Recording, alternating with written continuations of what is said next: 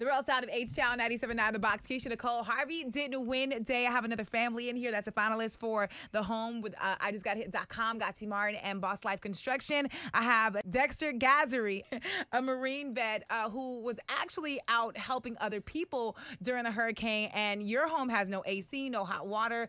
Tell me about I want to talk to you about your life before Hurricane Harvey. Before your Harvey hit, what was your life like? So I felt like my life was on the come up. I just left overseas. I had been stationed in Japan for 3.5 years. Came back home. I was gonna start school spring 2016.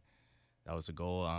Started school that summer. Bought my first home at 24, and then I got a job with TSA working at Hobby Airport. So I'm like, okay, things are going good for me. Just a little bit after a year of me being in my home, Hurricane Harvey happened. And so you actually, even though your home was being damaged from Hurricane Harvey, you actually went out to help other people. Let's talk about that. The Marine Corps taught me a lot of things, usually how to prep for emergencies and stuff like that. So I grabbed what I needed, grabbed some extra food just in case, swam out my front door. You had to swim out of your front door. It was that much water. Yeah. Okay. Swam across the street, rescued the neighbor's dogs, swam up the road a little bit. There was a lady that was trapped in her home, Miss Jerry. She's like late 70s, early 80s, and her family lives on the other side of town. So she would have been stuck there by herself. How did you know she was stuck in her home? Another neighbor. I ended up helping him as well, but he told me that she was trapped by herself. Okay. The gentleman I helped, his wife and his disabled dad lived with him. So once we got Miss Jerry to safety, I went back and I helped him, and we saved his dad and stuff like that. And just throughout the day, we just linked up with other families. The following morning, I linked up with the Cajun Navy, some great guys from Lake Charles, Louisiana. I'm from Louisiana, so just more brothers, and we just kept going at it. We made our way from East Houston all the way to like Kingswood, Friendswood, and we just kept helping a lot of disabled and elderly. We linked up with the SWAT, San Antonio PD, and just a lot of other EMS personnel and stuff like that. It was awesome. What were some of the worst things you saw out there when you were helping some of those families? Just for some of them, what they had on was it. And with a lot of people who don't know how to deal with emergency situations, okay, do I have food? Do I have medicine? Do I have documentation? Stuff like that. I probably initially had like 30 pounds of food with me. I left after I was fed everyone with like a jar of peanut butter. Wow. But everyone else was good, and I was happy for that. Like I said, and we just kept going, helping people. And you realize how very quickly a lot of people aren't in a situation where they can take care of, especially with a lot of elderly and their health concerns and stuff like that, children. Right before we left my area, the last family we saved, it was a family of 4, and they had an 18-day-old baby with them, and the mother was in shock. And so keeping that baby out of the rain, out of the water and stuff like that. So it's things like that leaves a lasting impression on you. What went through your mind to say, hey, let me just step out of myself and go help other people? Let me swim out of my house and go rescue other people, although I might be putting myself in danger. I didn't feel I was in danger at all. I'm a Marine, so like we're prepared for pretty much anything. That's why we're the best in the country. It was more so just let me take care of other people. And so once all of that happened and you got back to your home, what did you see? I lost everything. I didn't have much considering I was like a bachelor, so I don't really furnish stuff. So like games and stuff like that, mementos and stuff like that from just traveling across the world and stuff like that. The biggest thing for me was just I got to clean this up. I got to try and get my life together. And I started that school semester. I was supposed to graduate that semester, take 5 classes. I dropped to 4 just to have some time to work and stuff like that. I finished that semester with a 3.2. Oh, look at that. Immediately following the storm, I lacerated my hand, my dominant hand. I had to have reconstructive surgery, take time off from work, and balance all of that with being a reservist now too, since I've left active duty. So it was just a lot to juggle. I'm sitting out school this semester too, just to try and knock out repairs, but hopefully spring. You've been repairing your home yourself? I've had a lot of contractors come through, a lot of family friends come through, and just do what I can and learn what I can for the process, just because it is so expensive to rebuild. What did this whole process teach you? Um, I think patience Mm-hmm. because I like to get things done, make sure they're done right away, and you can't do that when you have a budget, when you have to balance this and balance that. Mm-hmm. So just being patient for that, and then allowing blessings to happen for you. Mm-hmm. So how did you get in the running for the house? Did you call in yourself? Oh God, no. I'm a That's what I pessimist. wanted to get to. Okay.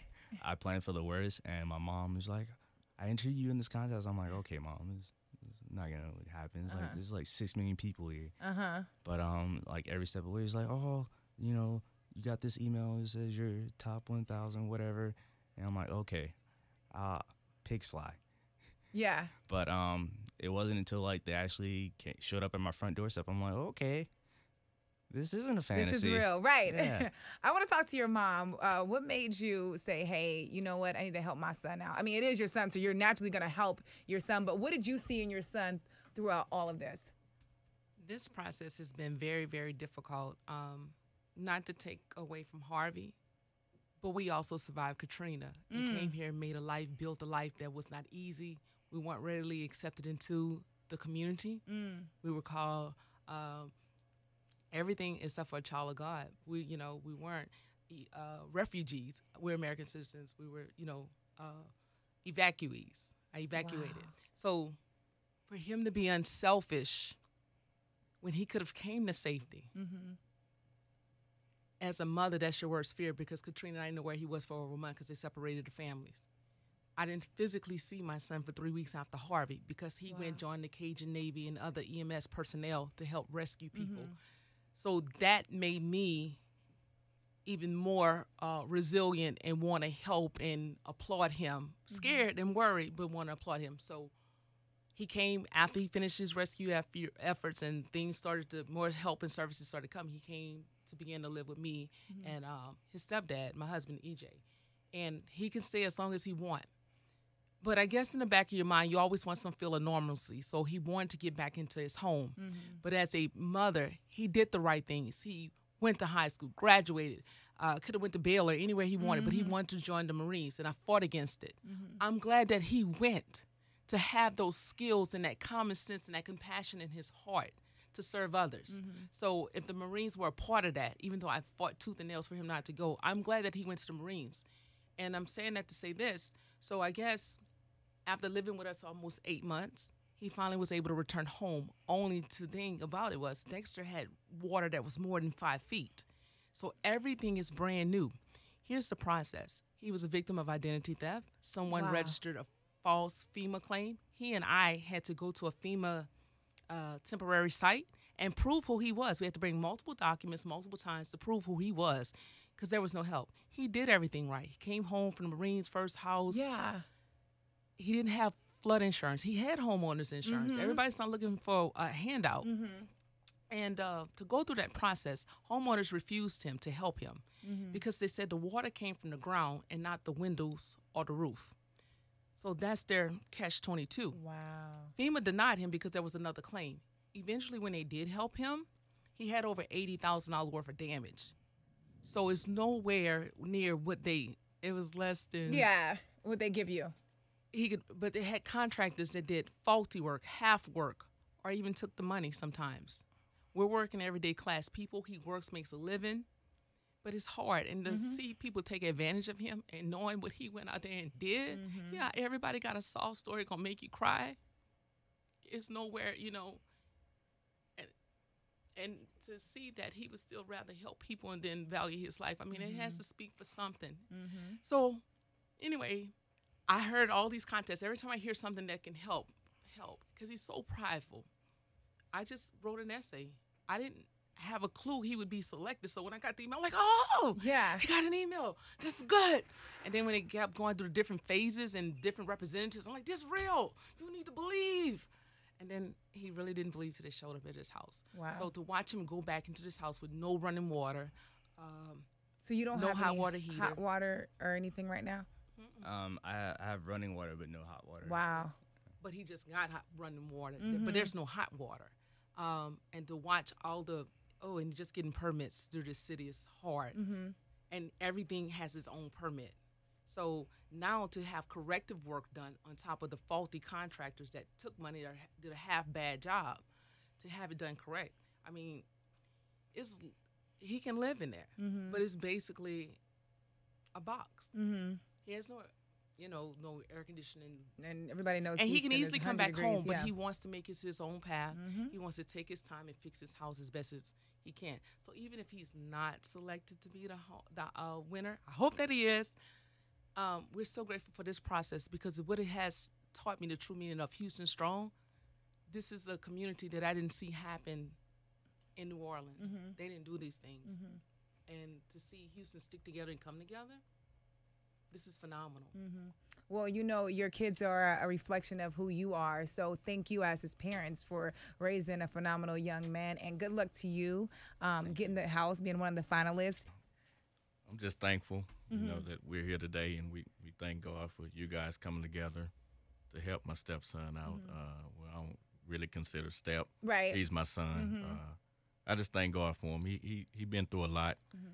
Everybody was screwing over him. And just trying to make a long story short, about a month or two ago, he thought about giving up. But I told him to hang in there, don't give up, everything's going to be all right. And I just thank God for him, and thank God for his mom. She's been there the whole step of the way. If he need us, we all pull together to try to help each other out.